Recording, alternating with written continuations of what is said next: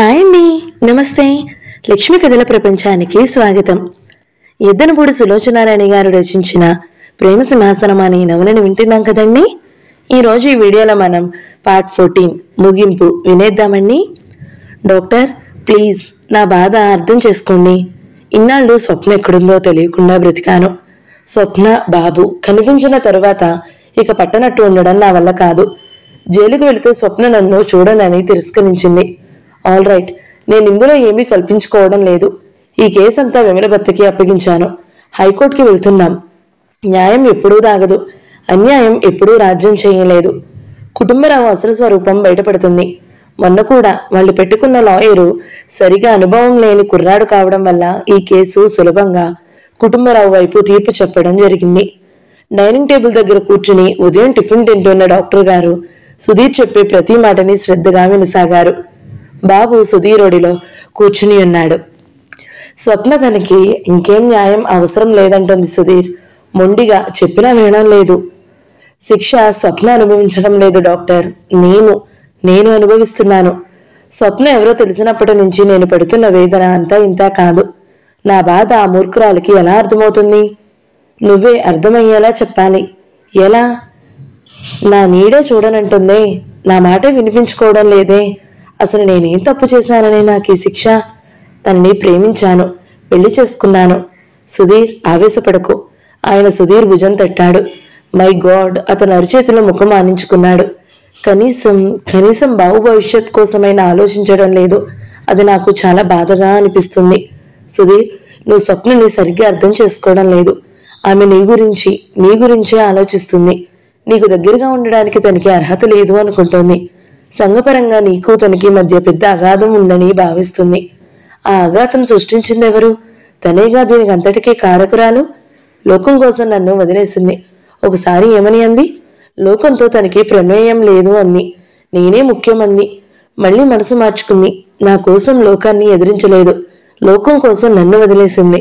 సుధీర్, ఆ పని ఎందుకు చేసిందో ప్రేమించడం తెలిసిన వ్యక్తిగా అర్థమవుతుందయ్యా, అందరికీ తెలియదు. నువ్వు చేయదలుచుకున్నది చెయ్యి. ఆవేశపడకు. సహనంతో స్వప్నని అర్థం చేసుకోవడానికి ప్రయత్నించు. సహనం, అవును, నా జీవితానికి మిగిలింది అదొక్కటేగా. సహనం చూపించకపోతే నేను చేయగలిగిందేమిటి? సహనమే, పళ్ళు బిగువన అన్నాడు అతను. అతనికి పిచ్చెక్కినట్టుగా ఉంది. జైలుకు వెళ్లి స్వప్నని చూడబోతే అతనెవరో నాకు తెలీదు అని తిరస్కరించింది. డాక్టర్ గారి ద్వారా ఈ కేసుపై హైకోర్టు అప్లై చేస్తామంటే నాకు అవసరం లేదు. దయించి నా జోలికి రావద్దు, నా పేరు ఎత్తొద్దని చెప్పండి అంది. సుధీర్కి పిచ్చెక్కినట్లుగా ఉంది. ఆ క్షణంలో వెళ్లి స్వప్నని పట్టుకుని ఆ చెంప ఈ చెంప వాయించాలని అనిపిస్తుంది. బాబు సుధీర్ దగ్గరగా ఉండడానికి వీల్లేదట, డాక్టర్ గారే పెంచాలట. నో, సుధీర్ ఈ మాట వినగానే అరిచాడు.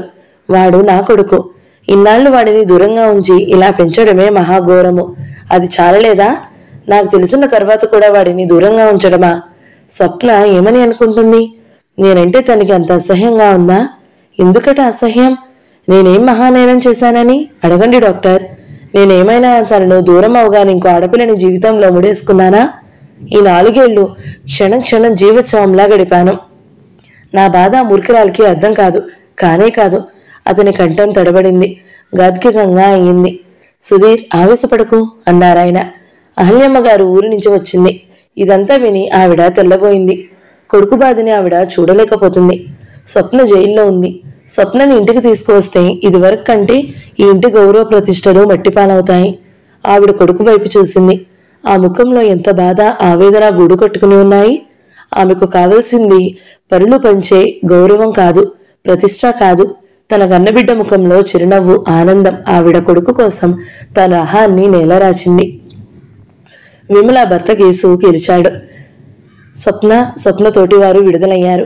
నాగమ్మ ఆనందానికి అంతులేదు. నాగమ్మ స్వప్నని తీసుకెళ్ళడానికి వచ్చింది.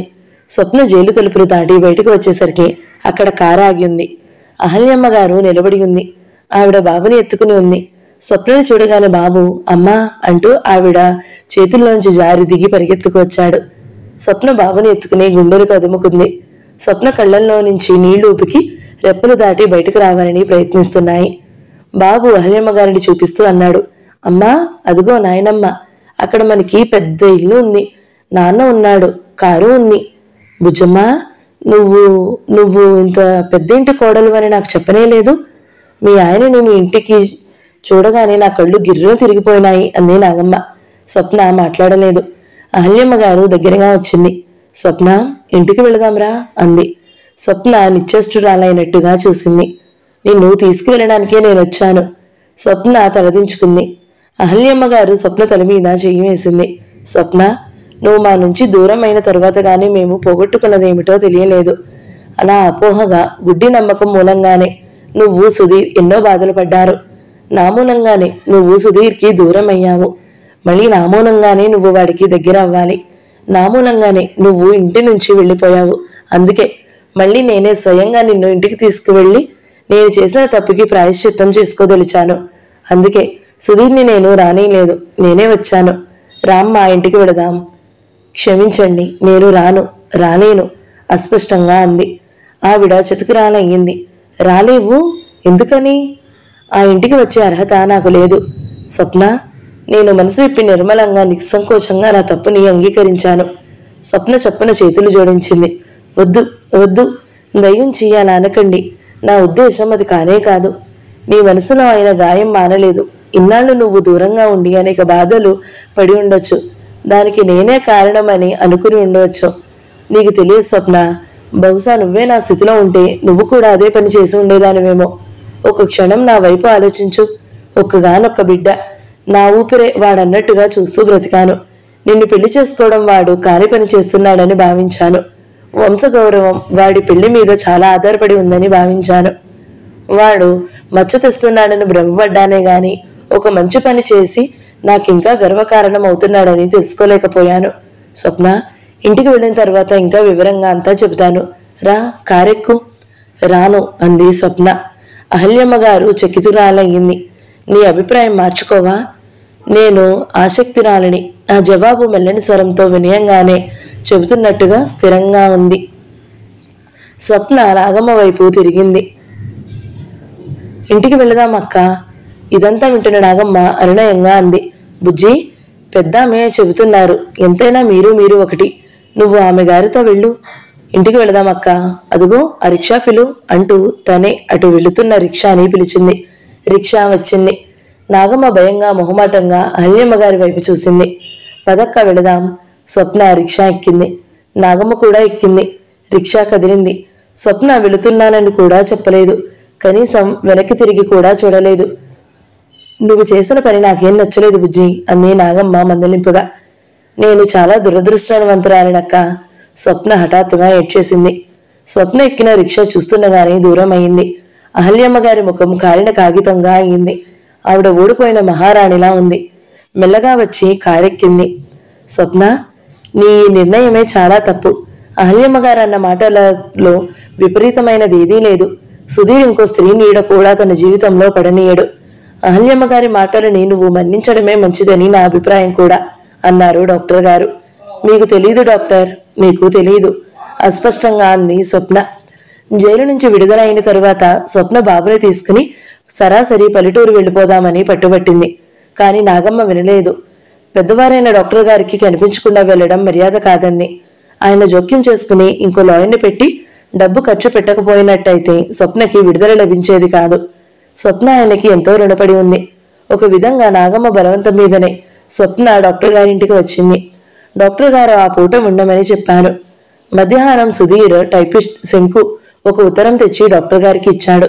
అది అహల్యమ్మ గారు రాసిన ఉత్తరం. అందులో ఇలా ఉంది. డాక్టర్ గారికి, స్వప్నని ఇంటికి తీసుకురావాలని నేనెంతో ప్రయత్నించాను. కానీ స్వప్న నన్ను క్షమించలేదు.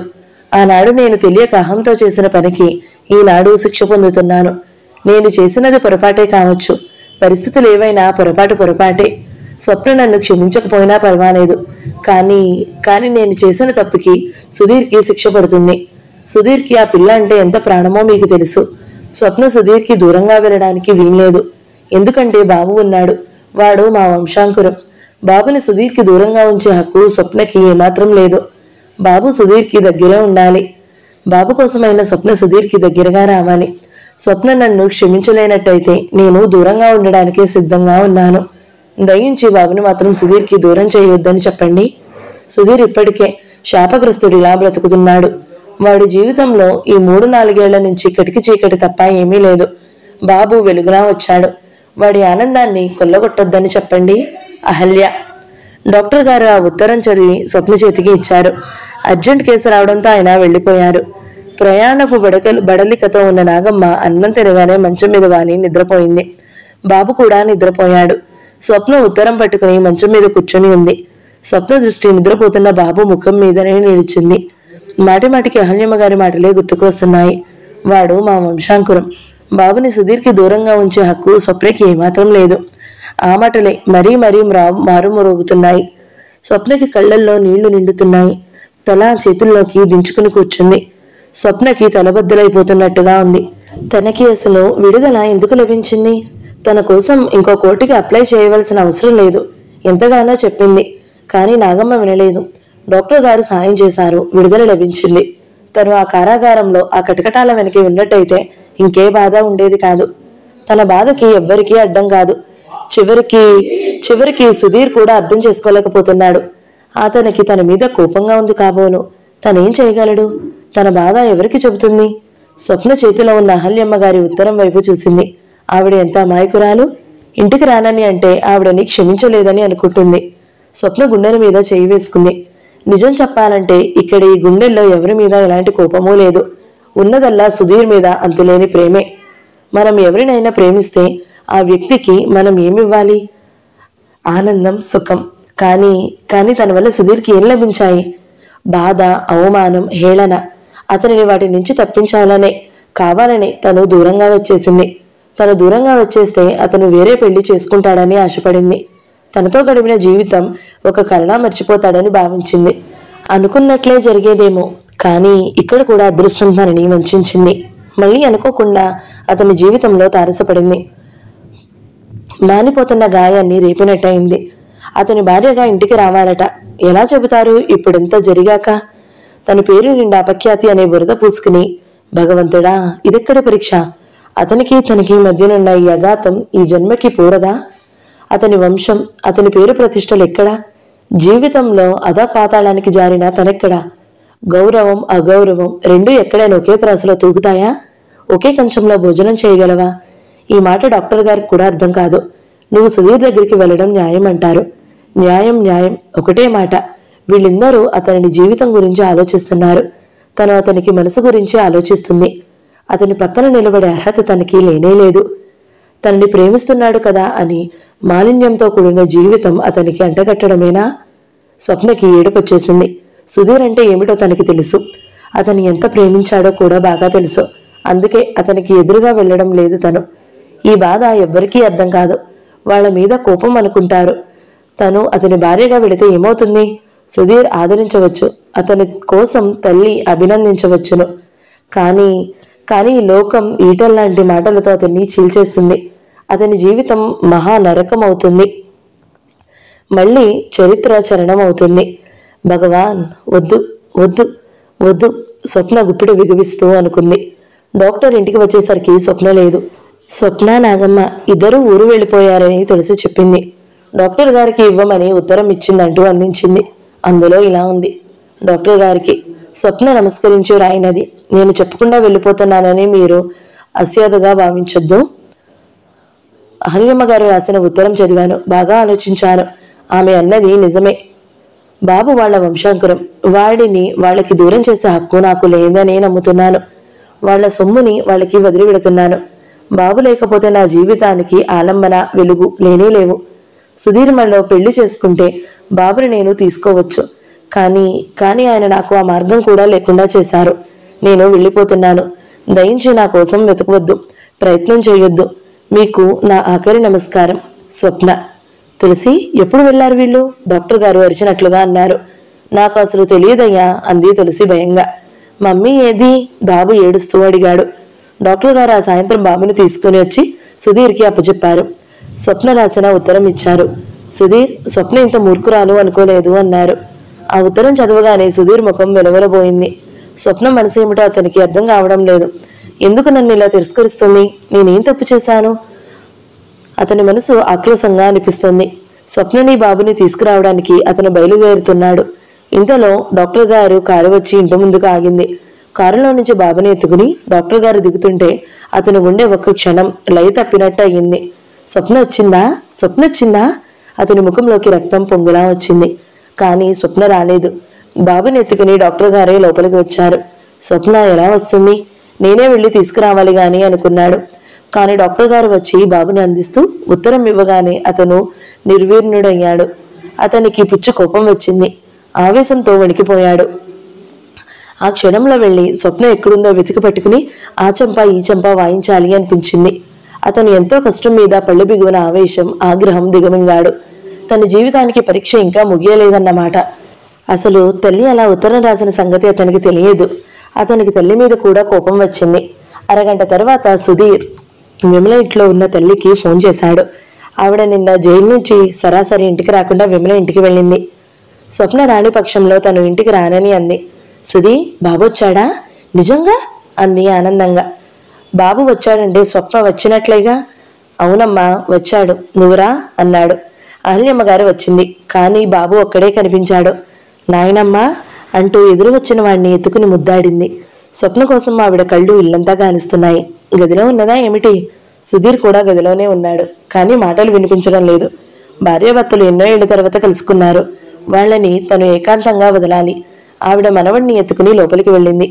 దేవుడి దగ్గర ఉన్న పూలు కుంకుమ తీసుకుని, బాబీ ఇవి అమ్మకిచ్చిరా అంది. అమ్మ లేదుగా అన్నాడు బాబు. లేదా? ఆ గదిలో లేదు. ఓహో, ఏమిట్రా అమ్మ రాలేదా? నీతో రాలేదా? వాడి జబ్బ పట్టుకుని అడిగింది. అమ్మ రాలేదు నాయనమ్మ, ఊరెళ్ళిందిగా. ఊరెళ్ళిందా? నువ్వెలా వచ్చావు మరి? డాక్టర్ గారితో. ఆవిడ మనవడిని ఎత్తుకుని గబగబా సుధీర్ గదిలోకి వెళ్ళింది. అక్కడ సుధీర్ వాలుకుర్చీలో పడుకుని ఉన్నాడు. సిగరెట్ కాలుస్తూ ఒంటరిగా ఆలోచనగా పరధ్యాసగా ఉన్నాడు. అక్కడ స్వప్న లేదు. సుధీ, స్వప్న లేదా? రాలేదు. ఎందుకని? తెలీదు. మరి బాబు? ఆవిడ సందేహంగా అడిగింది. మనకి అప్పజెప్పేసింది. మన వంశాంకురంగా. వాడిని దగ్గరగా ఉంచుకునే హక్కు స్వప్నకెక్కడిది? అతని మాటలు పదునుగా ఉన్నాయి. హరి భగవంతుడా! అహల్యమ్మ గారి పెదవులు అస్పష్టంగా పలికాయి. ఇదా తను ఆశించింది? స్వప్న లేని బాబు తను కోరిందా? ఇదేనా వాళ్ళు తనని అర్థం చేసుకున్నది? ఈ చిన్నవాళ్ళకి వాళ్ల దృష్టమే తప్ప పెద్దవారి మనసు అర్థం కాదు ఏమిటి? అతని ముఖం ఆవిడ ఏం జరుగుతుందని భయపడిందో సరిగ్గా అలాగే ఉంది. ఆ రోజు ఉదయం నుంచి ఒకటే వర్షం ఎడాపెడా కుడుతుంది. పల్లెటూరులో స్వప్న మంచం మీద ప్రాణం లేని దానిలా పడుకుని ఉంది. ఈ ఊరు వచ్చి 2 రోజులైంది. స్వప్నకి వచ్చేటప్పుడు రైలులో చలి, జ్వరం ప్రారంభమయ్యాయి. ఈ ఊరు వచ్చిన తర్వాత జ్వరం ఇంకా ఎక్కువైంది. నిద్రలో ఏమిటేమిటో మాట్లాడుతుంది, ఏడుస్తుంది. నాగమ్మకి కాళ్ళు చేతులు ఆడడం లేదు. డాక్టర్ గారిని పిలిపించి చూపించింది. 2 రోజులకి జ్వరం తగ్గుతుందని అన్నాడు. భయపడాల్సిందేమీ లేదని అన్నాడు. ఈ పూట కాస్త తగ్గింది. ఆ కలువిరింతలు, లేచి కూర్చోవడాలు లేవు. స్వప్నని చూస్తుంటే నాగమ్మకి ఎలాగో ఉంది. ఇది వరకులా కసిరినట్టుగా మాట్లాడలేకపోతుంది. గొప్పింటి పిల్ల, దొరబాబు లాంటి మొగుడు.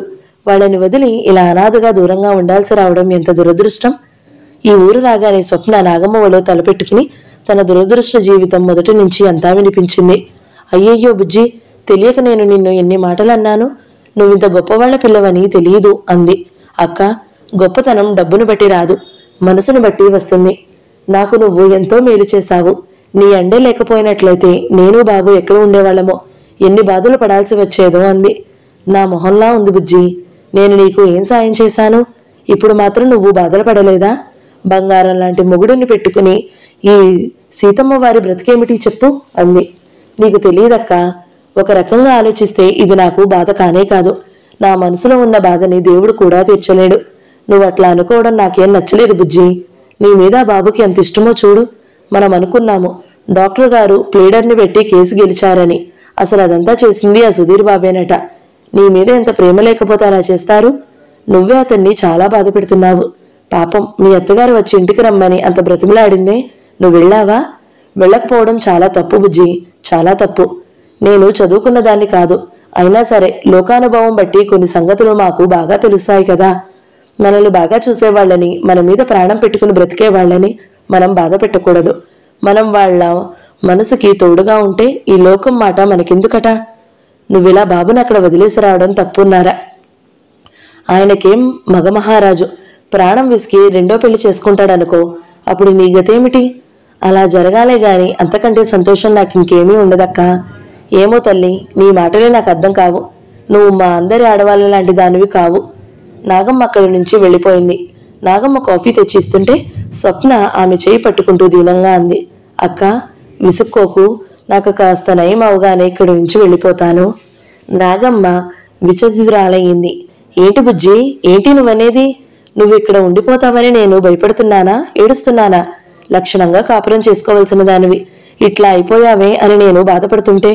చెబుతున్నానుగా, నీకు మనుషుల్ని అర్థం చేసుకునే తత్వం లేనే లేదు, అంతే అంటుండగానే నాగమ్మ కళ్ళలో నీళ్లు తిరిగినాయి. నీకు నిజంగా కష్టం వస్తే నేను గుండెల్లో పెట్టుకుని దాచుకుంటాను. కానీ నువ్వు పడుతున్న కష్టం ఉందే, ఇది చేతులారా తెచ్చుకున్న కష్టం. ఇది నువ్వు చేతులారా చేసుకున్నది. నాకు అట్లాగే కనిపిస్తుంది మరి అంటూ వెళ్ళిపోయింది. స్వప్న పడుకుంది. చెప్పలేనంత నీరసంగా ఉంది. తను చేసినది కరెక్టే. తను చేసిన న్యాయం ఏమిటో ఈ లోకానికి తెలియదు. అర్థం కానే కాదు, ఈ లోకానికి కళ్ళకి కనిపించేదే మాట్లాడుతుంది. మనిషిని అర్థం చేసుకునే శక్తి ఈ లోకానికి లేదు. నాగమ్మ తను చేసిన పని నచ్చలేదు. తన బాధ ఏమిటో నాగమ్మకి అర్థం కాదు. భగవంతుడా, ఎప్పటికీ ఈ జీవితం పరిసమాప్తిగాను. తన త్వరలో ఇక్కడి నుంచి వెళ్ళిపోవాలి. ఎక్కడికి వెళ్ళాలి? అంతా చీకటి, కటికి చీకటి. ఆత్మహత్య మహాపాపం అంటారు. ఈ బాధ భరించడం కంటే ఆ పాపం చేయడమే నయం అనిపిస్తుంది. బాబు సరైన చోటుకే చేరుకున్నాడు. తను వాడిని పెంచినా సుధీర్ అంత బాగా పెంచలేదని బాగా తెలుసు. బాబు భవిష్యత్తు గురించి నిశ్చింత ఏర్పడింది. వాళ్ల సొమ్ముని వాళ్ళకి అప్పగించేశాను. నా పని అయిపోయింది. ఇక నేనెక్కడున్నా ఏమైపోయినా పర్వాలేదు. బాబు ఎలా ఉన్నాడు? అమ్మ కావాలని ఒక్కసారి కూడా అడగడం లేదా? సుధీర్ బాగానే మరిపించగలడు. సుధీర్ గుర్తుకు వస్తుంటే స్వప్నకి మనసు రోషాభిమానాలతో కస్సుమంటుంది. తను విడుదలైన తరువాత అతను ముఖాముఖి రానేలేదు. రాకపోవడమే కరెక్టు. తామిద్దరి మధ్య మాట్లాడుకోవడానికి ఏముందని? అతనికి చెప్పకుండా వెళ్ళినందుకు తనని దోషిగా భావిస్తున్నాడేమో. స్వప్నకి ఏడుపొస్తుంది. పక్కటెముకలు కదిలిపోయేటంత ఉధృతమైన వరద అది. ఇలా ఉంటే నాకు బహుశా త్వరలోనే పిచ్చెక్కిపోతుందేమో. స్వప్న ఏడవసాగిద్ది. భగవంతుడా, నేనేం మహాపాపం చేసుకున్నానో కదా, నా జీవితం ఇంత భయంకరంగా నడుస్తుంది. స్వప్న ఏడుస్తుంది. ఒంటరిగా గదిలో మంచం మీద దిండులో తలదాచుకుని నిస్సహాయంగా హృదయ విదారకంగా ఏడుస్తుంది. మమ్మీ, ఇంతలో వినిపించింది. స్వప్న ఉలిక్కిపడినట్టుగా తిరిగి చూసింది. బాబు పరిగెత్తుకు వచ్చి మీద చెయ్యేశాడు. స్వప్న లేచి కూర్చుంది. బాబుని గాఢంగా గుండెలకి హత్తుకుంది. ముద్దులతో ముఖాన్ని ముంచెత్తింది. స్వప్న తలెత్తింది. ఎదురుగా సుధీర్ నిలబడి ఉన్నాడు. స్వప్న తన్ని చూడగానే తడబాటుగా లేవబోయింది. ఒళ్ళు తూలడంతో కూర్చుండిపోయింది. మీరు రావడం నిజమేనా? కళ్ళు గట్టిగా తుడుచుకుంటూ అంది. బాబుని నీకు అప్పగించి వెళ్ళడానికే వచ్చాను. అతని కంఠంలో బిగబట్టిన బాధ, ఆవేదన ఉన్నాయి. నాకా? కానీ ఏ బిడ్డని తల్లిని విడదీసే హక్కు ఎవ్వరికీ లేదు. అమ్మ ఉత్తరం తెలియక రాసింది. ఆవిడ చేసిన పొరపాటుని నేను సరిదిద్దాలని వచ్చాను. అందుకే బాబుని దించడానికి వచ్చాను. వద్దు, బాబుని తీసుకెళ్ళండి, దయించి తీసుకెళ్ళండి, చేతులు జోడిస్తూ అంది. ఏ అధికారంతో తీసుకెళ్ళమంటావు? నువ్వే చెప్పు. మీరు వాడి తండ్రి. ఆ మాట నీకు గుర్తుండి ఉంటే బాబు ఇన్నేళ్లు నాకు దూరంగా ఉండేవాడా? తల్లి తండ్రి బ్రతుకుండగానే వాడు అనాథల ఎవరి దగ్గర పెరిగేవాడా? ఒక్క మాట అడుగుతాను, చెప్పు. తప్పు చేసినది నేనైతే శిక్ష ఆ పసివాడికి ఎందుకు వేశావు? తప్ప? మీరు తప్పు చేశారని ఎవరన్నారు? నువ్వే. మాటగా నోటితో అనలేదు, అలాగ చేసి చూపించావు. నేను నిన్ను పెళ్లి చేసుకుంటే నా వాళ్ళు నిన్ను ఎలా చూస్తారా అని ఆలోచించలేకపోవడం నా తప్పే. పెళ్లి చేసుకుని నిన్ను సుఖంగా బ్రతికే పరిస్థితులు ఏర్పరచబడనీయకపోవడం తప్పే. అలా అనకండి ప్లీజ్, అలా అనకండి. కాదని అనగలవా? అతను బిగబట్టిన ఆవేశం ఒక్కసారిగా కట్టలు తెంచుకున్నట్లుగా వచ్చింది. అందుకని నాకు శిక్ష విధించావు, తగిన శాస్తి చేశావు. ప్లీజ్ అర్థిస్తున్నట్లుగా అంది. అలా అనకండి, నాకు చాలా బాధ అనిపిస్తుంది. బాధ అంటే ఏమిటో అసలు నీకు తెలుసా? నేను నిన్ను చేసుకున్నప్పుడు నీకు ధైర్యం ఇస్తున్నానని అనుకున్నాను. నా ప్రేమతో నువ్వు ఆ గతం గొలుసుల్ని అతి తేలికగా తెగ్గొట్టగలవని అనుకున్నాను. మనం కల్పించుకున్న లోకంలో ఇద్దరం సుఖంగా ఉండగలమని నమ్మాను. నువ్వింత పిరికిదానమని అనుకోలేదు. నేను అనుక్షణం నీ మంచి ఆలోచించాను. నాకు నువ్వే కావాలి అనుకున్నాను. అందుకే లోకాన్ని లక్ష్య పెట్టలేదు. చివరికి అమ్మను కూడా ఖాదరు చేయలేదు. నన్ను అర్థం చేసుకుని ఉంటే నువ్వు నన్ను వదిలి వెళ్లేదానివే కాదు. నీకు నేను అవసరం లేకపోయాను. నా వెనుక ఉన్న బంధువుల మాటలే ముఖ్యమైనాయి. నేను నిన్ను పెళ్లి చేసుకున్నప్పుడు లోకం అనే మాటలు లక్ష్య పెట్టనే లేదు. కానీ నువ్వు వెళ్ళిపోయిన తర్వాత అందరూ నన్ను చూసి నవ్వుకున్నారు. నేను నీకు ఆత్మీయత పంచిస్తే నీ నుంచి నాకు ఎదురైందేమిటి? నీకు నా నుంచి పొందే ప్రేమ కంటే లోకం మర్యాదలే అధికం అనిపించాయి. అనండి, మీరు అంతవరకే అర్థమైంది. పిల్లల కోసం మనం ఎన్ని కలలు కన్నాం. నేనెంత తప్పించాను. కనీసం నీకు నా సంగతి అయినా గుర్తుందా? ఎంతో గారాబంగా ఎంతో ముద్దుగా పెరగాల్సిన వాడికి ఎలాంటి కర్మను పట్టించావు. నా అదృష్టం కొద్దీ ఆ కుటుంబారావుని నీ కేసులో ఇరికించబట్టి నువ్వు బ్రతికే ఉన్నావని సత్యం నాకు తెలిసొచ్చింది. అక్కడ కూడా నన్ను విధి వంచింది. నువ్వేనని నాకు తెలియలేదు. అసలు ఆ కేసు నేను తీసుకున్నానన్న మాటే గాని నేను సరిగ్గా అటెండ్ కాలేదు. నా అసిస్టెంట్లే చేశారు. ఇది చెప్పినా నువ్వు నమ్మవు. అమ్మ వచ్చి క్షమార్పణ చెప్పినా నీ మనసు కరగలేదు. క్షమార్పణ చెప్పినా నువ్వు నమ్మవని నాకు తెలుసు. నీ కఠినమైన మనసు నేను ఎరగనిదేమీ కాదుగా. స్వప్న లేచింది. తడబడుతున్న అడుగులతో అతని దగ్గరగా వచ్చింది. చేతులు జోడిస్తూ కంపిస్తున్న పెదవులతో అంది, ఈ దురదృష్టవంతరాల్ని మీరు మన్నించండి. నాకు తెలుసు మిమ్మల్ని చాలా బాధ పెట్టాను. నా వల్ల మీకు అశాంతి తప్ప ఇంకేదీ లభించలేదు. నాకు తెలుసు. నన్ను పెళ్లి చేసుకున్న క్షణం నుంచి మీకు శాంతి అనేదే లేదు. నా పరిచయం, నాతో పెళ్లి, మీరు ఒక పీడకలలా మర్చిపోండి. మీరు వేరే పెళ్లి చేసుకోండి. హాయిగా ఉండండి. ఛీ! అతని చీత్కారంతో పాటు చేయి కూడా పైకి లేచింది. విసురుగా స్వప్న చెంపని తాకింది. ఇద్దరూ ఒక్క నిమిషం నిశ్చేష్టురాలైనట్టు నిలబడిపోయారు. నీరసంగా ఉన్న స్వప్న కళ్ళు పెద్దవైనాయి. అతను గవాల్న ఆవేశంగా స్వప్న భుజాల్ని పట్టుకుని కుదుపుతూ అన్నాడు, నువ్వేనా ఇలా మాట్లాడేది? నేనంత నీచంగా కనిపిస్తున్నానా? నన్నెందుకింత నరకంలోనికి తోస్తున్నావు? నేను పడుతున్న బాధ చాలలేదా ఇంకా బాధ పెట్టాలని? నీ పరిచయం, నీతో పెళ్లి ఒక కలగా మర్చిపోవాలా? ఆ కలలోనే బ్రతుకుతున్నానని నన్నేం చేయమంటావు? స్వప్న, మనిద్దరి మధ్య ఇప్పుడున్న అడ్డుగోడ ఏమిటి? నా గౌరవ ప్రతిష్టలేగా. అవేగా నిన్ను నా నుంచి దూరం చేస్తున్నవి. నన్నేం చేయమంటావు చెప్పు. కుటుంబ గౌరవం ప్రతిష్ట కలిగి ఉండడమే నా తప్పంటావా? ఏం చెయ్యను నేను కూడా ఏదైనా మర్డర్ చేసి జైల్లో కూర్చుని రానా? ఏదైనా గొడవలో ఇరుక్కుని నలుగురి చేత నవ్వించుకోనా? నాకు నువ్వు కావాలి స్వప్న. నీకోసం ఏం చేయమంటావో చెప్పు. ఏం చేస్తే అడ్డుగోడలు లేకుండా మనం సన్నిహితంగా ఉండగలమో చెప్పు. స్వప్న మనసు అతనికి అర్థమయ్యింది. స్వప్న ఎందుకు అతనికి దూరంగా ఉంటుందో అతనికి బాగా తెలుసు. స్వప్న తనకి తానుగా ఇంకేం చెప్పుకోనవసరం లేదు. స్వప్నకి గుండెల మీద నుంచి పెద్ద భారం దింపేసినట్టుగా ఒక్కసారిగా ఏడవసాగింది. హృదయ విదారకంగా ఉన్న ఏడుపు అతని హృదయంలో గూడు కట్టుకున్న కోపాన్ని కూకటి వేళ్లతో అంతం చేసింది. అతను విచలితుడయ్యాడు. అతని గుండెల్లో స్వప్న పట్ల ఇన్నేళ్ల నుంచి దాచుకుని ఉన్న ప్రేమ ఒక్కసారిగా పొంగి పొరలింది. హఠాత్తుగా స్వప్నని దగ్గరికి తీసుకున్నాడు. గుండెలకి హత్తుకుంటూ స్వప్న స్వప్న అస్పష్టంగా అన్నాడు. స్వప్న చిన్నపిల్లలా అతన్ని హత్తుకుపోయింది. చెప్పు స్వప్న, ఎందుకు ఇలా చేశావు? నా ప్రేమ నీకు ధైర్యం ఇవ్వలేకపోయింది కదూ అన్నాడు. కాదు, ధైర్యం ఇవ్వలేకపోతే నేను ఇలా దూరంగా బ్రతకలేను. నేను చచ్చిపోదామని అనుకున్నాను. కానీ బాబు, నాకు ఆ సాహసం లేకపోయింది. స్వప్న, అతని చేతులు మరింతగా స్వప్న చుట్టూ బిగుసుకున్నాయి. అందుకే బాబుని చూసిన తరువాతనే తన్ను క్షమించగలిగాను. చూడు, నా నుంచి నువ్వు అలా వెళ్ళిపోయిన తర్వాత నువ్వు బ్రతికి ఉంటావంటే నాకు నమ్మకం లేకపోయింది. బాబుని చూసిన తర్వాత గాని నాకు అర్థం కాలేదు. అతను నిలబడలేనట్టుగా మంచం మీద కూలబడ్డాడు. స్వప్న అతని వడిలో జారి ముఖం దాచుకుంది. అతను చెప్పసాగాడు, చూడు స్వప్న, ఏ ఆడపిల్లైనా జీవితంలో ఎదురు దెబ్బ తిన్నదనుకో, ఎదురు చెయ్యూత ఇచ్చినా ఇవ్వకపోయినా ధైర్యంగా తలెత్తి నిలబడగలగాలి. ఎందుకంటే జీవితం అంటే ఒక సంఘటన మాత్రమే కాదు. జీవితంలో ఒక చోట ఎక్కడైనా దెబ్బ తిన్న ఆడపిల్ల మిగతా జీవితం అంతా సవ్యంగా బ్రతికి ఆ సంఘటన కేవలం ఒక దురదృష్టం మాత్రమే అని అనుకోవాలి. జీవితానికి ఆలంబనగా ధైర్యం ఉండాలి. నువ్వు ఆ ఒక్క సంఘటనలో నుంచి బయటపడలేకపోతున్నావు. నేను నిన్ను పెళ్లి చేసుకున్నాను. సమాజంలో మామూలుగా బ్రతకగలిగే అవకాశం నీకు వచ్చింది.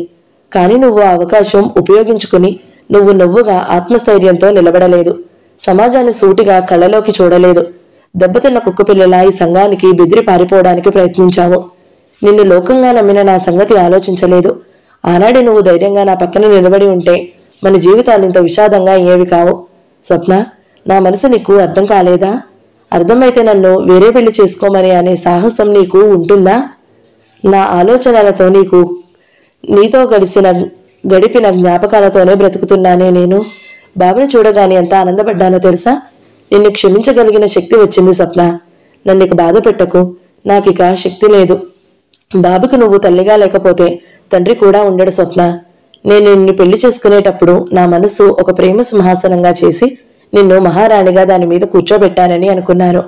దాని మీద కూర్చునే అర్హత నీకు తప్ప ఇంకెవరికీ లేదని నువ్వు రుజువు చేసేది పోయి అమ్మ లోకం ఏదో అన్నారని దానికే త్యాజించి వెళ్ళిపోయావు స్వప్న. మనం ఎవరి మీదైనా నిజంగా అయినా ప్రేమ ఉందనుకో, మనం ఎన్ని అడ్డంకులను ఎదుర్కొనే ధైర్యం, శక్తి, సాహసం వస్తాయి. నీ గురించి లోకం నన్నంత హేళన చేసింది, కానీ ఈనాడు వాటిని లక్ష్య పెట్టలేదు. నీ నుంచి నేను పొందే ప్రేమ ముందు ఆ బాధ తృణప్రాయం అనిపించింది. నీకు అలా అనిపించలేదు అంటే నా ప్రేమలోనే ఏదో లోపం ఉండి ఉండాలి. స్వప్న వింటుంది. అతని మాటలు వాకిట్లో ప్రతిధ్వనిస్తున్న ప్రేమాభిమానాలు చిత్రంగా కళ్ళ ముందు కమ్ముకుని ఉన్న దట్టమైన చీకట్లన్నీ తొలగిస్తున్నట్టుగా ఉన్నాయి. అతను భుజాలు పట్టి ఊపుతూ అడుగుతున్నాడు, ఏం చేశావు స్వప్న? నన్ను పరిత్యజించావు, వచ్చేశావు. నేను బాధపడతానేమోనని ఆలోచించలేదు, అవునా? నన్ను క్షమించండి. నేను ఇట్లా అనుకోలేదు. పోనీ నాకు భయాలు చెప్పావా? నన్ను విడమర్చి చెప్పనిచ్చే అవకాశం ఇచ్చావా? మీరే నేను వెళ్ళిపోతే సుఖంగా ఉంటారని ఆశించాను. అదే పెద్ద పొరపాటు. ఇప్పటికైనా అర్థమైందా? అతను స్వప్నని గాఢంగా గుండెలకి హత్తుకున్నాడు. స్వప్న, చెప్పు, నువ్వు నాతో ఇంటికి వస్తావా? లేకపోతే నన్ను అమ్మని ఇంటికి ప్రాక్టీస్ని వదిలేసి నీతో పాటు పల్లెటూరులో ఉండిపోమని అంటావా? చెప్పు. స్వప్న మాట్లాడలేదు. స్వప్నకి తన పరిస్థితి తనకే వింతగా ఉంది. సుధీర్ దగ్గరగా ఇలా అతని చేతుల్లో ఉంటే సర్వప్రపంచం ఎదుర్కోగలనని అనిపిస్తుంది. స్వప్న, చెప్పు. బాబు సరైన పెంపకంలో ఉండాలా వద్దా? ఉండాలి. ఉండాలి అంటే నేను బాబుని పెంచాలి, అవునా? అవును. బాబుని నేను పెంచాలి అంటే నాకు నీ తోడు కావాలి. నీ తోడు లేకుండా వాడిని పెంచడం నా వల్ల కాదు. నేను అవసరం లేదంటే వాడిని నువ్వే అనాథ శరణాలయానికి ఇచ్చేయి. అలా అనకండి స్వప్న. నీ మనసు నాకు అర్థమైంది. నీ భయం నాకు తెలిసింది. నాకు నువ్వు ఎందుకు దూరం అయ్యావో నేను తెలుసుకున్నాను. నీ భయాలు, నీ కల్పితాలు రాక్షసుల్లా అవి మన ఇద్దరి జీవితాల్ని కబళించడానికి చూస్తున్నాయి. స్వప్న, మనిషికి జీవితంలో ప్రేమ పట్ల విశ్వాసం ఉండాలి. ఆ నమ్మకం ఉంటే ఎన్ని బాధలు ఎదురైనా, తుఫానికి గురైనా తీరం చేరగల నావ అవుతుంది జీవితం. నువ్వు నన్ను నమ్మలేదు అనే ఆలోచన ఎంతో నరకంగా అనిపిస్తుంది. స్వప్న అతని నోటికి చెయ్యి అడ్డం పెట్టి, నాది ఒట్టి భయమని, ఆ భయానికి భయపడి జీవితంలో అతి విలువైన మీ ప్రేమకి దూరం అయ్యానని ఇప్పుడు తెలిసింది. నన్ను క్షమించండి. అతను భుజం మీద తల ఆనించుకుంటూ అంది. నేను నిన్ను ఇంటికి తీసుకువెళ్ళడానికి వచ్చాను అన్నాడు అతను. ఇంతలో బాబు చేయి పట్టుకుని నాగమ్మ అక్కడికి వచ్చింది. నాగమ్మని చూడగానే సుధీర్ స్వప్నని మెల్లగా వదిలేశాడు. స్వప్న లేచి నిలబడింది. నాగమ్మని చూడగానే, అక్క, వీరు నాకు తెలుసు, నిన్ను తీసుకువెళ్ళడానికి వచ్చాడు, అవునా? బాబీ చెప్పాడు అమ్మని తీసుకుని నాయనమ్మ దగ్గరికి వెళ్తున్నామని. స్వప్న, నువ్వు వెళ్ళడమే సరైన పని. అసలు ఇన్నాళ్ళు ఇలా హఠం చేసినందుకు నేనే నీ అత్తని అయితే 2 వాయించి ఉండేదాన్ని అంది. వాన తగ్గింది. స్వప్న, సుధీర్ బాబు కారెక్కారు. ఆకాశంలో వాన కురిసిన మబ్బులు తమ ప్రాబల్యం కోల్పోయినట్టుగా దూది పింజల్లా తేలిపోతున్నాయి. స్వప్న బయలుదేరుతుంటే నాగమ్మ కౌగిలించుకుంది. ఇది ఏనాటి రుణమో బుజ్జమ్మ, నా ఇంటికి ఒక దేవత వచ్చి వెళుతున్నట్టుగా ఉంది అంది. అంత మాట అనకక్క అంది స్వప్న. నీ భర్త దేవుళ్ళు లాంటివాడు. అతని మనసు ఎప్పుడూ కష్టపెట్టకు. అత్తవారింటికి వెళ్లే ఆడపిల్లకి చెప్పినట్టు చెప్పింది. ఎప్పుడైనా వస్తుండు అంది. సుధీర్, నాగమ్మ పిల్లలు చదువులు హైదరాబాద్లోనే ఏర్పాటు చేస్తానని చెప్పాడు. అప్పటికే ఇరుగు పరుగు వాళ్లు వాకిట్లో కారు చూడడానికి ఎగబడినట్లుగా నిలబడ్డారు. స్వప్నని సుధీర్ని చూసి గుసగుసలాడసాగారు. కారు బయలుదేరింది. సుధీర్ డ్రైవ్ చేస్తున్నాడు. పక్కన బాబుని ఒడిలో పెట్టుకుని స్వప్న కూర్చుని ఉంది.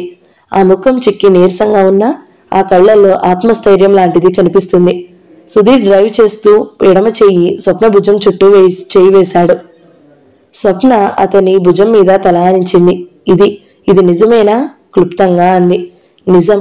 ఈ మాట బహుశా కొన్ని నెలల పాటు నేను గుర్తు చేసుకుంటూ ఉండాలి అనుకుంటాను అన్నాడు. అతనికి ఇప్పుడు ఎంతో శాంతిగా ఉంది. అతని మనసు ఇన్నేళ్లుగా పంజరం ఊచల్లా బంధించి అశాంతిగా ఆవేదన అనే ఊచలు విరిగగా ఆకాశంలో ఎగిరి చాచుకుని ఆనంద తీరం వైపు సాగిపోతున్న రాయంచలా ఉంది. ఎన్నో రోజుల తర్వాత అతని మనసుకి నిశ్చింత, ఆనందం అనే వాటి అనుభవం మళ్లీ తెలియసాగింది. అతని ఎడమ చెయ్యి స్వప్న తనని ఆత్మీయంగా, అనురాగంగా నిమురుతుంది. మాటలే కరువైన మనిషిలా డ్రైవ్ చేస్తున్నాడు అతను. ప్రేమ సింహాసనం నవల సమాప్తం. మరొక మంచి నవలతో మీ ముందుకు వస్తాను. అంతవరకు సెలవు. ఈ వీడియో మీకు నచ్చినట్లయితే లైక్ చేయండి, షేర్ చేయండి, మంచి కమెంట్ పెట్టండి. ఇలాంటి మరిన్ని వీడియోల కోసం మన ఛానల్ని సబ్స్క్రైబ్ చేసుకోండి. Thank you so much for watching. నమస్తే.